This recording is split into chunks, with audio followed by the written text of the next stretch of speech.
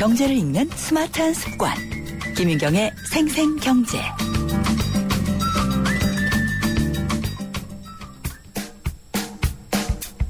아하 경제와 함께하는 한뼘 경제. 경제 상식과 재미를 매일 한 뼘씩 키워드리는 시간. 오늘의 주제, 서든 스톱. 얼마 전 아르헨티나 페소화가 15% 넘게 추락하면서 신흥국 위기란 말이 실시간 검색어 상위에 등장하기도 했는데요. 이것은 미국이 돈을 풀던 양적 완화를 축소하자 경상수지 적자가 이어지며 외환 보유액이 바닥을 보이는 아르헨티나와 같은 신흥국들이 휘청인 결과죠. 이때 미국의 한 금융 전문지는 서든 스톱 단계라는 월가 전문가들의 말을 전했다고 합니다. 여기서 서든 스톱이란 외국 자본의 유입이 갑자기 멈추고 거꾸로 대규모 유출로 돌아서는 순간을 말하는데요. 서든 스톱은 외환 보유액 등이 충분치 않을 때 한 나라 경제를 위기에 빠뜨릴 수도 있습니다. 실제로 2008년 리먼 브라더스 파산 이후 세계 금융기관이 일제히 자금 회수에 나서면서 국내 금융시장은 극심한 달러 고갈로 위기 직전까지 몰린 적이 있는데요. 서든 스톱 후에는 자본 이탈, 통화 가치 하락, 신흥국 내 민간 투자 소비 급감 등이 뒤따르곤 합니다. 우리도 잊지 못할 1997년 외환위기를 통해 서든 스톱을 직접 경험해서 잘 알고 있을 뿐더러 그 쓰라린 학습을 통해 대비를 잘 해온 편입니다.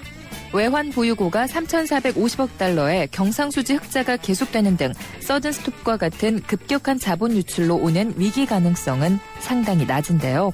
그래도 안심할 수 없는 것은 긴밀히 연결된 세계 경제의 연결고리가 어디서 언제 끊어질지 모르고 외국인 투자 자금이 어떤 이유로 대이동을 할지 모르기 때문에 세계 경제 동향과 자금 이동을 주시하며 우리의 취약한 부분을 보완해 나가는 노력이 필요하겠죠. 자, 정리할까요? 외국 자본을 차에 비유한다면 잘 달리던 차가 급정거 후 후진에 빠져나가는 상황이 바로 서든 스톱이라고 이해하시면 될 듯합니다. 네, 터키나 남아공, 인도 이런 나라가 지금 공격적으로 금리를 인상하는 것이 이렇게 급정거하고 빠져나가는 외국 자금을 이자를 조금을 더 줘서라도 막아보자 이런 것 때문에 하는 겁니다. 근데 사실 근본적인 해결책은 아니죠. 그래서 우리나라는 일단 학습된 바가 있어서 외환 보유액도 많이 쌓아놓고 해서 좀 어느 정도 대비를 하고 있는데 한순간에 위기가 왔다 가면 또 휘청일 수가 있어서 걱정입니다. 위기라는 녀석이 또 예고를 잘 안 하는 게 문제이기도 하죠. 김윤경의 생생경제 3부 시작하겠습니다. 김윤경의 생생경제. 네, 인천 영종도 매립부지에 국제 관광 레저 단지가 들어섭니다. 해양수산부가 오늘 제5차 경제관계 장관회의에서 개발 계획을 보고했는데요. 특이한 게 있습니다. 영종도 하면은 저는 딱 카지노가 떠올랐는데 여기에는 카지노가 들어서지 못하게 돼 있다는 점입니다. 그래서 영종도 안에 다른 대규모 복합 레저 단지들과는 차별화가 되고 있는데요. 관광 산업과 카지노라는 주제로 한번 얘기를 나눠보도록 하겠습니다. 배재대학교 호텔 컨벤션 경영학과의 송학준 교수님 전화로 연결됐습니다. 안녕하십니까? 네, 안녕하십니까? 네.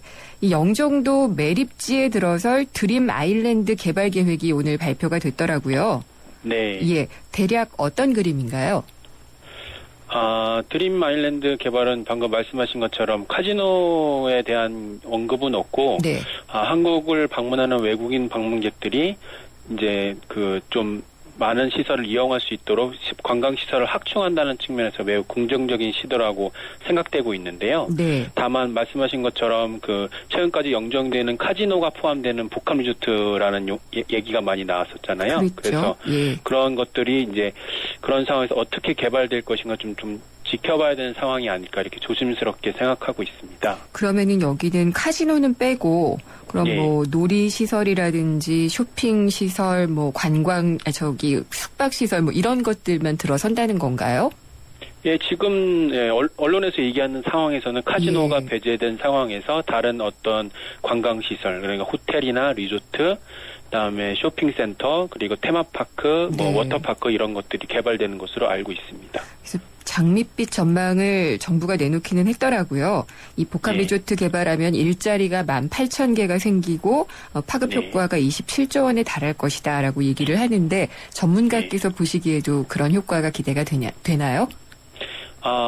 사실 이제 경제적 파급 효과라는 것이 최근에 많이 나오고 있는데요. 예. 이런 것은 많은 가정에 의해서 산출되는 것이기 때문에 이런 가정이 달라지는 거에 따라서 수치도 많이 달라질 수가 있거든요. 네. 그래서 지금 정확하게 저 수치가 나온다고 얘기하기는 조금 확실할 수는 없지만 네. 가능하다고 생각은 들고요. 다만 경제적 파급 효과가 27조라는 것은 조금 과대하게 나타나지 않나 이렇게 판단하고 있습니다. 가장 긍정적이게 뽑았겠죠. 예. 예, 아무래도 그렇다고 생각하고 있습니다. 네. 예. 근데 이제 제가 서두에도 말씀드렸고 교수님도 말씀을 하셨지만은 전 영종도 그러면 지금 자꾸 카지노가 떠오르거든요. 예. 예. 작년에 이제 국내 업체도 영종도의 복합 리조트 IR이라고 보통 부르더라고요.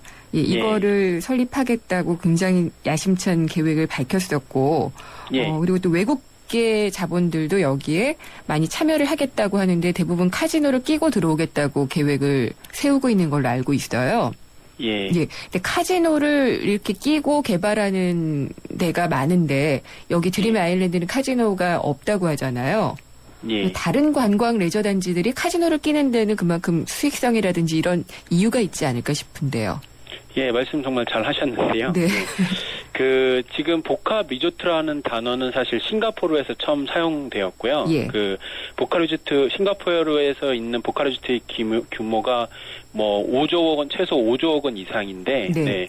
그런 대규모의 그런 시설들을 운영하는 데 있어서는 투자자들이 안정적인 투자를 해야 되고, 예. 그다음에 그런 대규모 시설을 운영하는 데 있어서도 안정적으로 운영이 돼야 되잖아요. 네. 그런데 그거에 대해서 확신을 가지지 못하는 상황에서 카지노가 들어가게 되면은 그것을 좀 안정적으로 생각하는 경향이 있기 때문에 네. 대규모의 어떤 복합 리조트에서는 카지노가 지금 계속 언급이 되고 있는 상황입니다.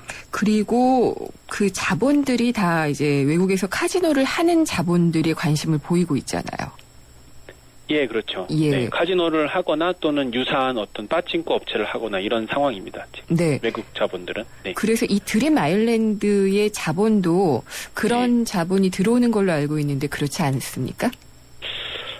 그거에 대해서는 저도 정확히 들은 바가 없어가지고 네. 정확히 예. 알 수는 없는데 예.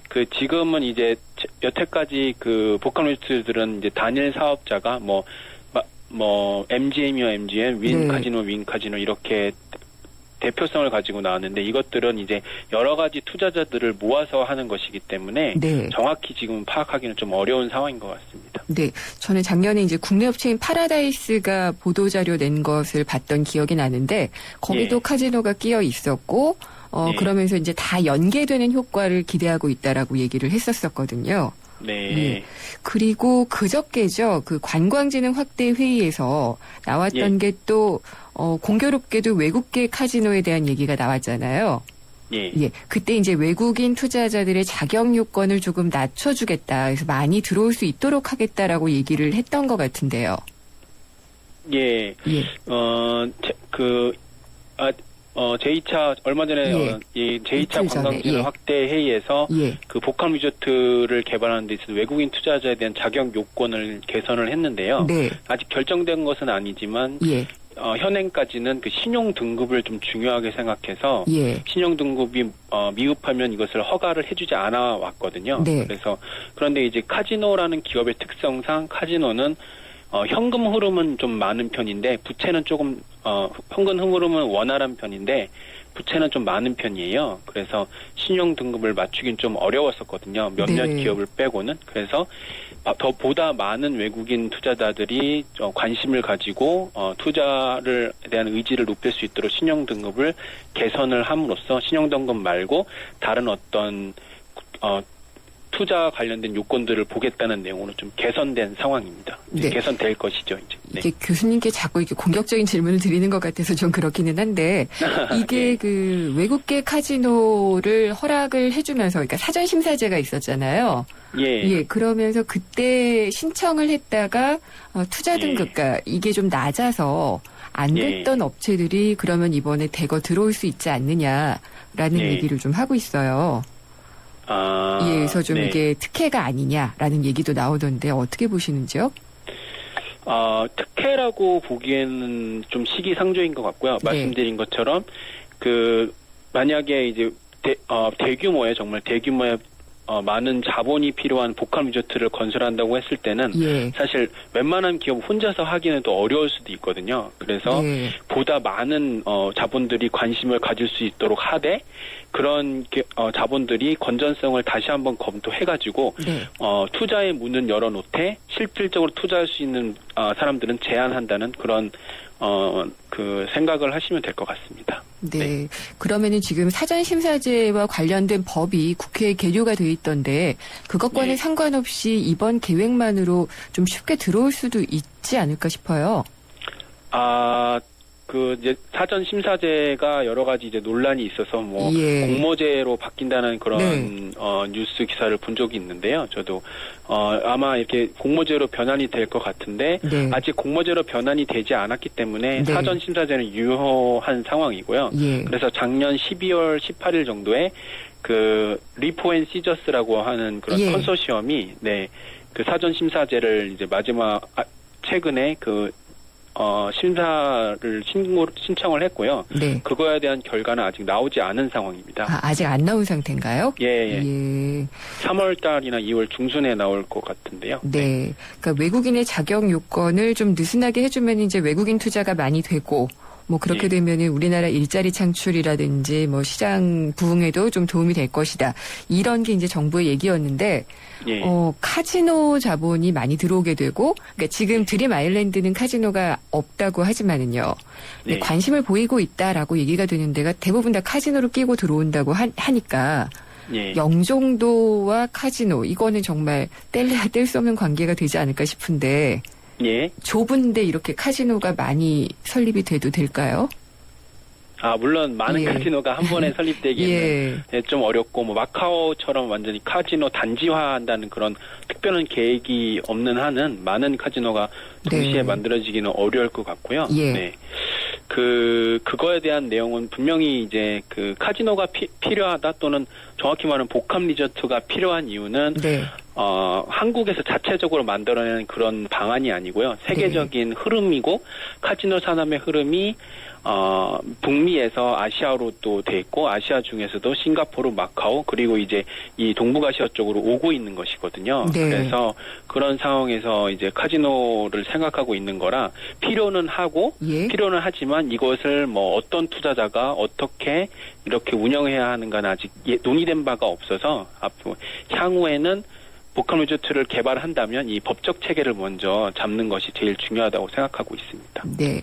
그리고 이것도 뭐 교수님께 드릴 질문이 맞는지 모르겠는데요. 드림 아일랜드도 지금은 카지노를 안 한다고 하는데 변경해서 다시 또 카지노를 하면서 같이 경쟁할 수도 있지 않을까요? 그거에 대해서는 뭐 저도 드림 아일랜드 예. 관계자는 정확히 알 수는 없지만 네.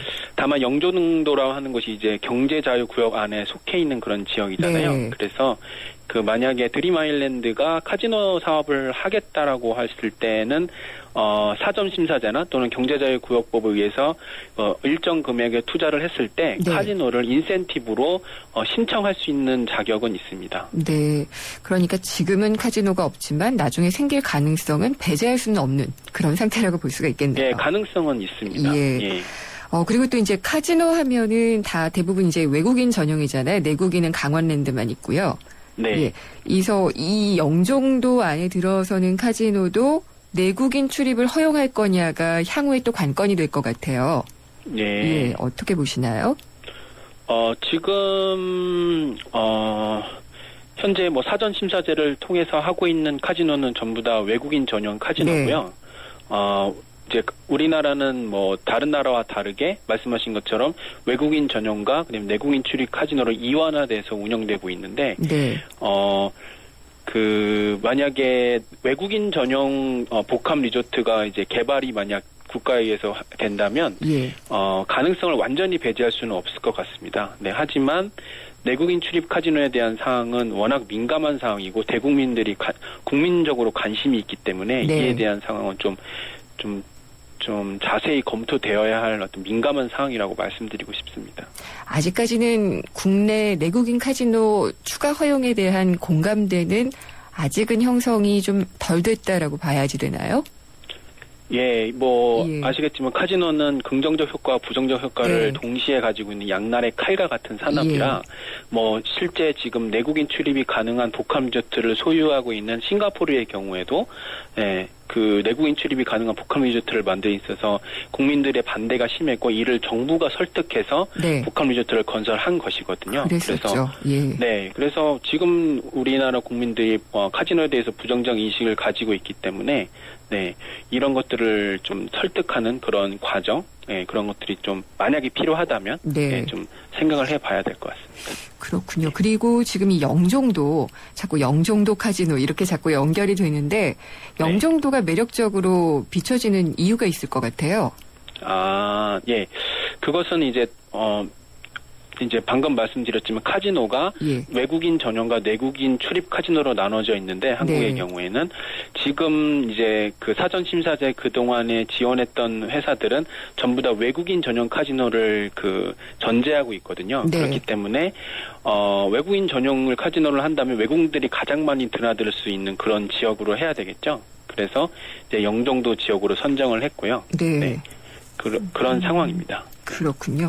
그리고 또 교수님 연구 결과에도 있었던 것 같은데 카지노 산업의 생산 유발 효과, 그러니까 경제적인 효과가 상당히 좀 큰 것으로 분석을 하신 걸 봤어요. 이게 정말 일자리 창출이나 이런 데 상당히 많이 도움이 되는 산업인가요? 한국에 아직 복합 리조트라는 것이 세워지지 않았기 때문에 알 수는 없지만 싱가포르의 사례를 보면은 싱가포르에는 고용 효과만 해도 4만에서 4만 5천 명 정도 나타나고 있거든요. 그래서 제가 지금 산출한 수치는 이제 싱가포르와 같은 형태의 복합 리조트가 우리나라에 만들어진다면 얼마나 경제적 파급 효과가 발생할 수 있을까라고 이제 살펴본 것인데요. 그런 수치는 어떤 일정한 틀에 의해서 분석된 것이기 때문에 잘못됐다고 할 수는 없고요. 다만 이 수치가 좀 크게 나오는 이유는 싱가포르 형태라 분명히 말씀드린 것처럼 내국인이 출입할 수 있는 카지노를 가정하고 한 것이에요. 그래서 효과가 좀 크게 나타나고 있고요. 만약에 외국인 출입이 허용되지 않고 외국인 전용 복합 리조트 형태를 갖춘다면 지금 제시된 수치보다는 수치가 좀 더 감소되어야 할 것으로 판단하고 있습니다. 복합 리조트라는 이름 안에는 거의 그냥 카지노가 포함되어 있는 걸로 얘기를 해도 될 것 같은데 요즘엔 이 단어를 더 많이 쓰는 것 같아요. 복합 리조트. 네, 맞습니다. 그렇군요. 그리고 그런 가능성도 얘기는 됐었어요. 이 자본들이 대개가 약간 좀 투기성이 있어서 우리나라에 들어왔다가 카지노를 또 팔아 넘기고 가게 되면은 우리가 손해를 입을 가능성도 있다. 이런 얘기도 있었는데요. 그런 가능성은 당연히 있다고 생각을 할 수 있죠. 왜냐하면 아직까지 대규모의 자본이 한국에 투자를 해서 카지노나 복합 리조트를 만드는 적이 없기 때문에 그럴 가능성은 있습니다. 하지만 그 카지노를 복합 리조트를 도입할 때 지금 법적 체제가 돼 있지 않은데 이런 법적 체제를 함으로써 그거에 대해서 충분히 안전장치를 해놓을 수 있다고 생각은 하고 있습니다. 이 사전심사제에 대한 것도 빨리 좀 정리가 될 필요가 있을 것 같고 이런 좀 어떻게 밀려오는 자본에 대해서도 우리가 좀 대비책을 세워서 나갈 때 좀 덜 손해를 볼 수도 있게 들어와서 긍정적 효과를 낼 수 있도록 좀 많이 마련을 해야지 될 것 같다는 생각이 드네요. 오늘 말씀 잘 들었습니다. 감사합니다. 감사합니다. 배재대 호텔 컨벤션 경영학과 송학준 교수였습니다. 잠시 후 4부에서는 세무상담이 있습니다. 상담이나 또 의견이 있으시면은 문자메시지 휴대전화 우물정의 0945번 또 YTN 라디오 앱 예스에서 실시간으로 메시지나 사연을 남겨주시면 됩니다. 그럼 4부에서 뵙겠습니다. 여보, 우리 집 도로명 주소 알아? 그럼 당연하지. 대안길 5번이잖아. 벌써 알고 있었네? 도로명 주소는 도로 왼쪽에는 홀수, 오른쪽에는 짝수 번호 건물이 순서대로 있으니까 도로 이름과 건물 번호만 기억하면 쉬워. 와, 알려주기도 찾아가기도 정말 편하겠네. 네. 각종 민원 신청할 때도 우편물을 보내거나 길 찾을 때도 이젠 도로명 주소. 도로명 주소 홈페이지나 주소 찾아 앱에서 우리 집 주소를 꼭 확인하세요. 이 캠페인은 국민의 안전과 행복을 생각하는 안전행정부와 함께합니다. 살아있는 뉴스 깨어있는 방송 한국의 뉴스 채널 YTN 뉴스 FM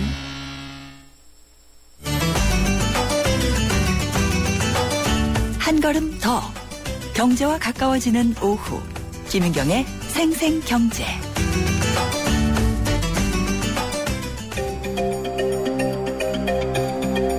삼성전자 반도체 공장에서 일하다가 백혈병으로 숨진 전 직원, 그리고 그 가족의 이야기를 다룬 영화가 있습니다. 바로 또 하나의 약속인데요. 이 영화의 개봉관이 갑자기 줄어들고 있습니다. 내일이 개봉이고 예매율도 상당히 좋은데 말입니다. 메가박스는 어제 갑자기 개봉관을 3곳만으로 하기로 했다고 배급사에 전했다고 합니다. 논란이 일자 몇 곳을 더 열었다고는 하지만 그래봐야 10개 남짓입니다. 또 전국에 600여 개 상영관을 갖고 있는 롯데시네마도 어제 배급사의 개봉관을 7개 이상은 열어줄 수 없다라고 했답니다. 서울에서는 딱 1개 관에서만 이 영화가 걸립니다. 영화는 제대로 큰 투자자들을 만나지도 못해서 개인 만여 명이 돈을 모은 크라우드 펀딩, 제작 두례를 통해서 어렵게 만들어졌는데요. 이렇게 개봉도 어려운 상황에 처했습니다. 이 영화의 프로듀서가 쓴 글에서 보면은 방송에서도 소개조차 되지 못했다고 합니다. 이렇다 보니까 해당 대기업, 그러니까 삼성이 외압을 넣은 것이다라는 루머가 돌고 있습니다. 어떤 권력에 비해서도 자본 권력이 가장 세다, 이런 비판도 나오고요. 삼성 구조본에서 일하다가 양심 고백했던 김용철 변호사가 쓴 책의 경우에도 신문사들이 거부해서 광고를 실지 못했던 그런 기억이 떠오릅니다. 삼성, 무섭긴 무섭습니다. 영화 주인공인 고 황유미 씨는 산업재해 판정을 받았지만 매우 예외적이고요. 삼성전자 직업병 피해자들은 130여 명, 사망자도 50명이 넘는데 알려지지 않은 피해와 죽음은 더 많다고 하고요. 삼성도 또 정부도 어떤 대책도 조치도 내놓고 있지 않으니까요. 자본이 시민들의 문화생활까지도 좌지우지하는 이런 현실이 안타깝습니다. 김윤경의 생생경제 4부 시작하겠습니다.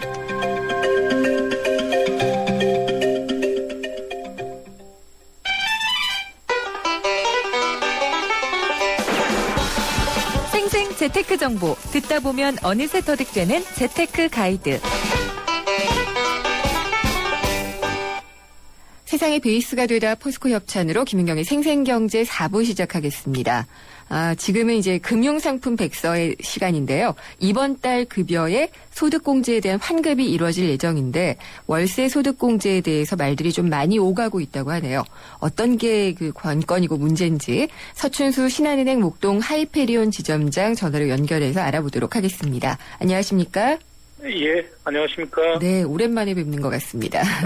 예, 네. 그 예금 금리가 많이 떨어지다 보니까 집주인들이 전세에 이 보증금을 넣어놔도 이자도 제대로 못 받으니까 월세로 돌리는 경우가 많잖아요. 예. 월세 가구가 그럼 많이 늘어나고 있는 건지 통계가 좀 나오고 있나요? 예, 국토교통부 주거실태 조사에 따르면 2012년 현재 전세 가구가 전국에 1773만 가구 중에서 360만 가구 정도 된다, 이런 네. 것이고요. 반전세, 그러니까 보증부 월세죠. 그리고 월세가 380만 가구에 이르는 것으로 나와 있고요.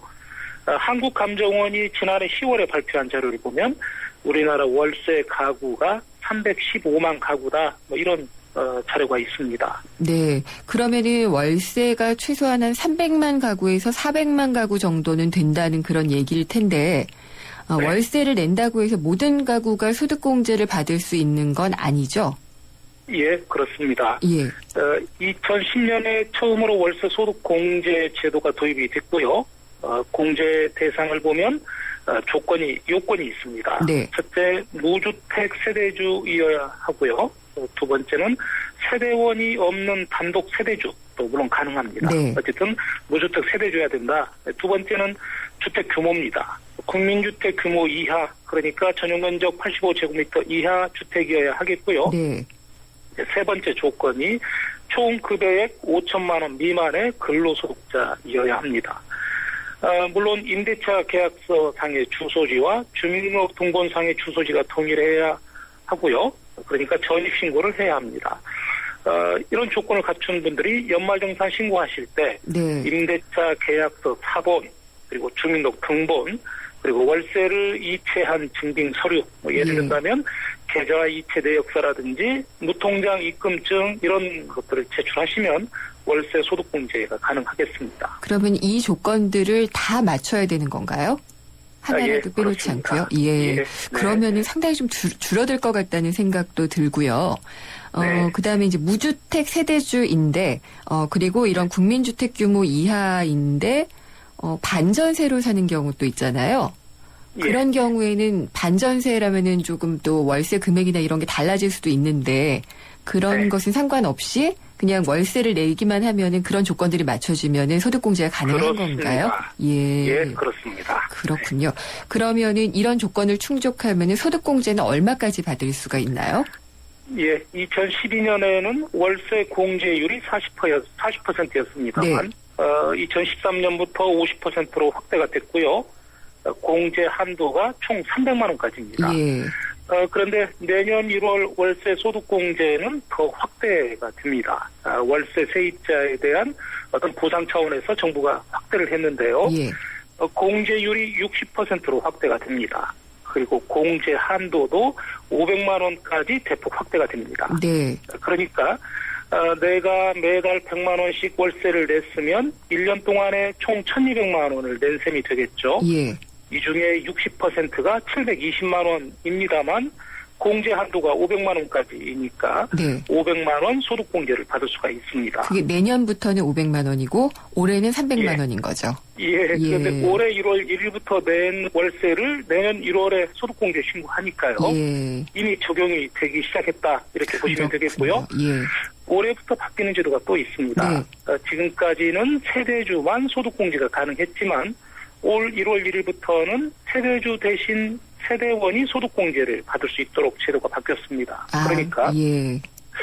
부모님이 월세 계약을 했는데 부모님이 연말정산 신고를 하지 않는다. 네. 그러면 그 아들이나 딸이 할 수 있다. 이렇게 이해하시면 되겠습니다. 그렇군요. 그러면은 말씀하신 대로 정부가 월세 소득공제 대상을 조금 확대를 하는 셈이네요. 세대원까지도 할 수가 있게 그렇습니다. 되니까 또 공제율이나 한도까지는 늘리고 있는데 실제로 이런 조건들을 까다롭게 해서 다 맞춰서 소득공제 받는 가구는 얼마나 될까요? 예. 앞에서 월세 가구가 최소한 300만 예. 가구에서 많게는 400만 가구 정도로 본다 이렇게 말씀을 드렸죠. 그런데 월세 소득공제 신청하는 가구는 극히 미미합니다. 네. 역시 국세청 자료에 따르면 2012년분 연말정산에서 월세에 대해 소득공제 받은 세입자가 93,470명, 그러니까 월세 가구의 2% 정도만 소득공제를 받는 셈이 너무 되는 적네요. 것이죠. 예. 예, 주택이 전용면적 85제곱미터를 초과해서 못 받는 분도 계실 네. 테고요. 아니면 연간 근로소득이 5천만 원을 초과해서 소득공제 대상이 아닌 가구도 있겠습니다만 상당수 가구는 소득공제 대상임에도 불구하고 소득공제를 신청하지 못하는 것, 이게 현실이다. 오히려 네. 이런 말씀을 드리고 싶습니다. 그러면 월세 소득공제가 그림의 떡 아닌가요? 그렇다라고 볼 수 있을 것 같습니다. 예. 네. 그 이유는 그냥 이런 조건들이 너무 까다로워서인가요? 아니면 뭐 다른 이유가 있을까요? 예, 가장 큰 이유가 세입자인 근로소득자가 월세 소득공제를 받으면 네. 집주인의 소득이 노출됩니다. 월세를 받은 그러면? 것이? 예. 그렇습니다. 네. 집주인은 이듬해 5월에 종합소득세 신고를 세무서에 해야 하고요. 예. 집주인은 과세 표준에 따라서 받은 월세액의 적게는 9%, 많게는 23%까지 소득세를 내야 됩니다. 예. 세입자가 월세 소득공제를 받으면 과거에 누락한 소득세를 소급하여 추징당할 수 있다. 이런 불안감도 예. 가질 수 있는 것이고요. 네. 집주인이 월세 소득공제 받는 것을 꺼리게 될 수밖에 없습니다. 또 있습니다. 네. 그동안 자녀의 피부양자로 돼 있었기 때문에 건강보험료를 내지 않아도 됐습니다. 네. 그런데 이제 새 들어와 있는 근로소득자가 월세 소득공제를 신청하게 되면 집주인의 소득이 노출되게 되고 예. 그러면 그동안 내지 않았던 건강보험료, 이제 피부양자 자격이 박탈되게 될 테니까요. 네. 건강보험료를 매달 내야 됩니다. 그렇군요. 국민연금에 새로 가입을 예. 해야 되겠고요. 그러니까 집주인이 되게 이제 좀 나이가 지긋하시고 퇴직하신 분들이 많다 이런 점을 감안을 하면은 부담스럽기는 하겠다 이런 생각이 얼핏 들기는 하네요. 그렇습니다. 예. 집주인의 소득이 노출되지 않으면 무소득자니까 배우자가 연말정산 할 때 부양가족 공제 받을 수가 있겠죠. 네. 아니면 자녀가 부양가족 공제를 받을 수가 있었는데 이제 소득신고가 되면 예. 부양가족 공제 대상에서도 제외가 되니까요. 예. 가족의 세부담도 증가하게 되고요. 오피스텔 주인이라면 세입자가 소득공제 받으려면 전입신고를 해야 됩니다. 예. 전입신고를 하게 되면 이제 주거용이 되는 것이고요. 예. 그러면 분양받을 때 냈던 부가가치세 환급을 받으셨을 텐데 이제 전입신고가 되면 주거용이기 때문에 환급받았던 부가가치세까지 추징당하게 되는 이런 여러 가지 문제점이 연쇄적으로 예, 네. 그렇게 되는데 그렇다고 해서 또 이게 월세 소득공제를 못 받는다는 것은 집주인 소득 노출 때문에 그렇다는 건 상당히 좀 부당하잖아요. 그러니까 이제 뭐 세입자한테 이런 거 노출되지 않게 하기 위해서 뭐 좀 다른 조건을 걸 수도 있고 이러면 세입자만 또 곤란해지지 않을까요? 납세 원칙에 의하면 당연히 세입자는 소득공제를 신청해야 하겠고요. 또 집주인은 소득이 발생했으니까 소득신고를 해서 세금을 추가로 납부하는 것이 맞겠습니다만 상황을 보면 집주인이 완벽한 갑의 입장입니다. 세입자는 을의 입장일 수밖에 없고요. 네. 그래서 세입자가 소득공제 신청하는 것이 현실적으로 어렵고요. 또 근로소득자가 월세 소득공제 신청을 해서 세금을 환급받는다고 해도 그 환급받는 세금이 집주인이 부담해야 하는 세금보다 많은 경우가 드뭅니다. 네. 예, 그러니까 근로소득자가 환급을 받아도 환급받는 세금이 결국 집주인이 이제 물론 돈은 다릅니다만 세금을 부담해야 되기 때문에 부담하는 세금이 훨씬 많다라는 것이죠. 그러다 보니까 집주인이 이제 세입자에게 적당히 타협을 요구하는 경우도 있습니다. 예. 월세를 깎아준다거나 뭐 이런 경우인데요. 또 이제 이런 분들도 계시던데 주변에 보면은요. 소득공제 신청 기간이 최대 3년입니다. 예.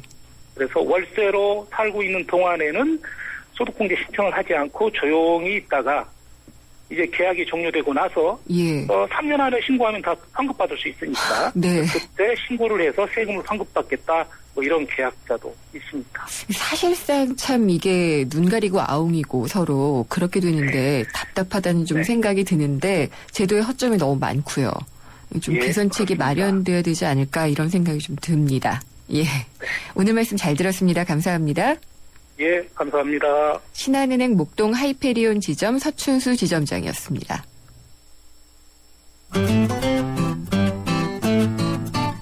생생경제를 다양하게 만나는 방법.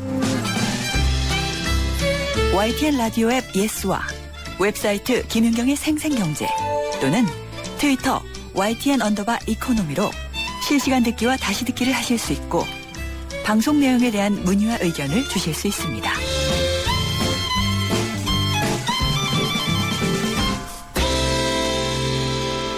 이번에 세무상담 해보겠습니다. 세금에 관한 궁금하신 사항은 모두 신청해 주십시오.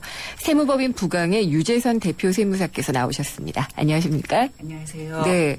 그러니까 제도 얘기하다 보면 답답한 게 참 많은 것 같아요. 방금 얘기했던 월세 소득 공제도 그렇고 또 정부가 94년에 도입했던 게 주택 임대 사업자 등록제인데 이게 지금 유명무실한 제도로 전락을 했다라고 하는데 이건 또 어째서 그런가요? 아까 우리 월세 소득액 공제도 약 2% 정도밖에 지금 공제를 안 받고 있다 그랬는데 이것도 지금 제도가 도입된 지는 20년이 됐지 않습니까?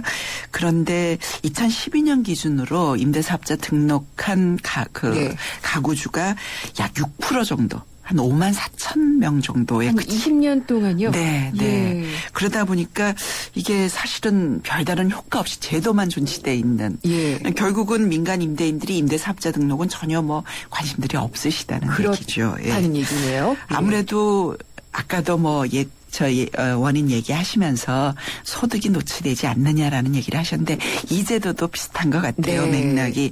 결국은 세금을 포함해서 임대인이 임대사업자 등록을 하게 되면 본인의 임대소득이 노출이 되고 그렇겠죠. 그러다 보면 이게 세금뿐만이 아니고요. 임대소득에 대한 소득세뿐만이 아니고 그에 따른 또 각종 부담금 있지 않습니까? 네. 4대 보험들. 네. 이런 부분 때문에 예. 굳이 내가 왜 그렇다고 또 이게 법으로 강제돼 있는 게 아니니까 임대사업자 등록을 할 이유가 없는 거죠. 그렇네요. 네. 예. 그러면은 이게 또 다주택자 중과세 때문에 네. 등록들을 좀 많이를 하셨다고 하는데 이게 지금 규정이 다시 없어진 건가요? 아, 그렇죠. 우리가 네. 이게 한참 주택 가격이 오를 때 2006년도에 3주택자 중과세, 네. 양도소득세 60% 예. 과세를 했고 2007년도부터 2주택자도 예. 50% 중과가 됐어요. 그러다 보니까 집이 두 채, 세 채 있는 분들이 양도소득세 50% 60%를 피하기 위해서 장기 임대주택으로 등록을 하면 이 중과세를 피할 수가 있었거든요. 아, 네. 그러다 보니까 2006년도부터는 예. 이 다주택자들이 본인이 살고 있는 집 외에는 네. 임대사업자 등록을 했었습니다. 예. 근데 이게 2009년도에 우리 경기 불황 시작되고 다주택자 중과 제도가 유예가 되다가 결국은 폐지가 됐죠. 네. 올해부터. 그러다 보니까 이것 역시도 다시 이제 그나마 조금 돌아가던 제도가 다시 유명무실해지게 된 거죠. 그럼 제도를 다시 활성화할 필요가 있다고 한다면 좀 손봐야 될 것 같은데. 이게 결국은 우리 사회가 이 세제도 예. 투명해지고 예. 공평해져야 되지 않겠습니까? 요즘 최근에 국회에서 이 3주택자 임대사업자 등록을 의무화하자라는 네. 논의가 시작이 된 것 같아요. 그리고 이 그 제도 활성화를 위해 가지고 올해 아마 뭐 장기 저리로 예. 뭐 계량 미용 융자를 해준다든지 또 소득세 감면 혜택도 마련이 되는 걸로 알고 있는데 네. 예를 들어서 85평방미터 이하 소형주택을 10년 이상 임대를 하면 이걸 준공공임대주택 사업자로 아, 봐서 네. 예. 그 저금리로 뭐 연 한 2.7% 이 정도로 계량자금도 지원해주고 소득세도 뭐 20% 감면해주고 네. 재산세도 면제하겠다라는 예. 유인책이 이제 그 정비가 되는 모양인데 네. 문제는 이거는 여태까지 내가 내던 세금을 깎아주면 적극적으로 등록을 해야 되겠다라고 생각을 하겠지만 내가 여태까지 세금을 하나도 안 냈는데 네. 뭐 깎아주는 게 의미가 없다라는 내는 얘기. 게 돼버리니까. 그죠. 오히려 예. 20%를 깎아주더라도 그럼 내가 80%를 내야 된다라는 그렇죠. 얘기인데 예. 그러면 유인책이 되지 못한다라는 거죠. 네. 결국은 이게 세제 혜택만으로 이 제도를 활성화하기는 좀 어려움이 어렵지 있을 것 않을까. 같고요. 예. 그렇다면은 지금 뭐 3주택 이상 임대사업자 등록을 의무화하자 얘기가 나오는데 그럴 것 없이 모든 임대사업자들은 임대사업을 등록을 의무화해야 하지 않을까. 1주택, 2주택, 3주택 나눌 거 없고. 네, 나눌 예. 거 없이 임대를 한다면 예. 다 임대사업자 등록을 해라. 네. 그렇게 된다면 이제 주택 유형별이라든지 지역별 임대라든지 이런 것들 이렇게 산출이 될 거고 네. 그러면은 우리 주거 안정을 위한 그래도, 어떤 예. 자료로도 쓰일 겁니다. 근데 물론 이제 이런 게 예. 예를 들어서 이제 나이 드셔서 임대 소득만으로 생활하시는 네. 분들도 있을 거고 이런 데 대한 세제 지원은 과감하게 몇 년간 뭐 감면을 해준다든지 유예를 해준다든지 제도 정착을 위해서는 그런 또 과감한 어떤 안전장치 같은 네, 게 그런 좀 것도 필요하겠죠. 필요할 것 같아요. 예. 그러면은 상담 들어온 내용을 말씀을 드릴게요. 네. 4758님인데 부동산 중개업을 하고 있는데 작년에 경기가 너무 안 좋아서 매출이 2천만 원도 안 된다고 합니다. 네. 월 2천만 원이 아닌가요? 연일까요? 요즘 중개업들이 워낙 어려우세요. 예. 네. 이 부동산 중개업의 경우에는 현금 영수증 의무 발급 대상 사업자에 해당되는데 여기에 가입하지 않았는데 이렇게 매출이 적은 경우에도 현금 영수증 가맹점에 가입돼 있지 않으면은 30만 원 이상 현금 매출 발생할 때 과태료 50%를 부과받게 되는 건가요?라고 물어보셨습니다. 자, 이게 현금 영수증 미발급 과태료는요. 네. 세금하고 전혀 관계가 없습니다. 예. 세금하고 관계없이 현금 영수증을 최종 소비자에게 현금을 받으면 무조건 현금 영수증 발급을 해야 돼요. 네. 특히 30만 원 이상 돈을 받고 현금 영수증 발행하지 않으면 네. 전체 받은 금액의 50%를 과태료로 냅니다. 네. 굉장히 어마어마한 징벌이거든요. 네. 근데 예전에는 이 과태료 기준 현금 영수증 감행 의무가요. 전년도에 매출액이 얼마냐를 가지고 의무를 부여했었어요. 네. 근데 지금은 얼마를 매출했느냐 수익금이 이게 얼마냐가 아니고요. 네. 업종별로 이러이러한 업종은 반드시 현금영수증 가맹점에 가입하고 예. 영수증 발급을 의무적으로 해야 합니다. 그럼 부동산 중개업도 의무 예, 들어갑니다. 가입니다. 예를 예. 들어서 우리 최종 소비자들하고 직접 관련 있는 업종들, 네. 부동산 중개업도 말할 것도 없고요. 예. 우리 뭐 변호사, 세무사, 예. 병원, 의원, 학원들, 네. 뭐 유흥주점, 예. 우리 뭐 산후조리원, 피부, 미용, 미용실 이런 모든 소비재 산업 네. 부분들이 소비자들에게 현금을 받으시면 네. 반드시 현금 영수증 끊어주셔야 되고요. 예. 과태료 기준이 정전 30만 원이었는데 이제 7월 때부터는 10만 원으로 내려갑니다. 그러니까 현금 받으시면 적법하게 세금 내가 현금 100만 원 받았습니다. 세금 신고하고 소득세를 내시더라도 이 현금 영수증을 발행하지 않으면 돈 받은 금액의 50%를 과태료. 그래요? 제가 생각할 때는 예. 이게 좀 지나치다라는 느낌이 드는데 예. 어쨌든 현행법으로는 이 미발급에 대한 과태료 굉장히 무섭습니다. 그렇네요. 그래서 꼭 신경 쓰셔서 예. 지금이라도 이 가맹점 가입하셔야 될 것 같고요. 정말 생활과 밀접한 업종들이어서 네. 대부분 이제 그런 경우가 많이 있거든요. 현금으로 내면은 뭐 조금 할인을 맞습니다. 해준다든지 이렇게 네. 해가지고 많이 이제 세금을 덜 내시는 것 네, 같기도 네. 한데. 예. 사실은 이게 세원 포착이나 우리 그 뭐 전반적인 사회 투명화를 위해서는 꼭 필요한 조치인데 그럼에도 불구하고 너무 징벌적이라는 거죠. 50% 과태료라는 50%는, 얘기는. 예. 여기에 만약에 세금이 누락이 돼서 탄로를 네. 하면 세금은 세금대로 내고 가산세는 가산세대로 냅니다. 아, 네. 그것과 별개의 행정별로 과태료 50%를 내다 보니까 이게 사실은 그 현업에서는 네. 지나친 경우다라는 원성들이 좀 높은 경우죠. 세무사님께도 이런 상담도 많이 들어오나요? 많고요. 예. 요즘 이제 세무조사들 많지 않습니까? 예. 사실은 이제 의사들이나 이런 부분들 현금 받아서 신고했어요. 네. 그런데 이 현금 영수증 때문에 과태료 매출액의 50%를 내야 네. 되니까 본인이 예를 들어서 현금 누락 뭐 1억을 했다. 네. 세금 당연히 뭐 한 5천만 원 냅니다. 소득세율이 높으니까 40% 세금에 가산세까지 해서 5천만 원 세금 내는 건 차치하고 별개의 과태료가 또 5천만 원. 그러면은 번 걸 그대로 다 번 것 걷어내야 이상으로 되는. 나가는 경우도 많아요. 그렇군요. 네. 예. 근데 어쨌든 현금 영수증 잘 발급하시면 또 이런 문제는 없으니까. 그렇죠. 예. 1872님 상담인데요. 저는 아이가 둘인데 하나는 91년생 또 한 아이는 96년생입니다. 20살이 넘은 91년생은 인적공제가 안 되는 것으로 알고 있습니다. 이 소득공제 때문인가 봐요. 네. 하지만 인적공제 외에 신용카드 사용이나 의료비, 보험료 이런 것들은 다 공제가 되는 것인지 궁금하시다고 했고요. 이 아이의 경우에는 기업에서 인턴을 하고 있어서 월 120만 원 정도 월급을 5개월 정도 받았다고 합니다. 네. 예. 올해 이제 연말정산이 마무리 단계죠. 이제 네. 거의들 이제 정비들이 되셨을 텐데 요런 부분들 아직도 좀 많이들 혼돈을 하시는 것 같아요. 일단 인적공제는 알고 계시는 것처럼 20세 이하이거나 60세 네. 이상이셔야 되죠. 예. 그래서 아이들이 91년생, 96년생이면 한 아이는 20세가 넘으셨어요. 네. 그래서 20세를 초과하는 경우 큰 아이는 인적공제를 받으실 수가 없겠네요. 네. 뭐 그렇지는 않으시겠지만 만약에 20세가 넘으셨다 하더라도 장애가 있으시면 예. 나이 불문하고 공제를 받으실 수가 네. 있고요. 자, 신용카드 금액 기본공제 대상자 외에도 받으실 수가 있습니다. 근데 문제는 나이는 괜찮은데 예. 소득 금액이 100만 원이 이하셔야 돼요. 아, 그러니까 120만 원이니까 안 되는군요. 네, 아니 그러니까 연간 소득이 100만 원인데 예. 이분의 경우 120만 원씩 5개월에 받았으면 약 600만 원 정도 받으셨죠. 연간 소득 100만 원. 네. 근데 600만 원에서 근로소득 공제를 하고 나면 예. 아마 100 몇십만 원 되실 것 같아요. 네.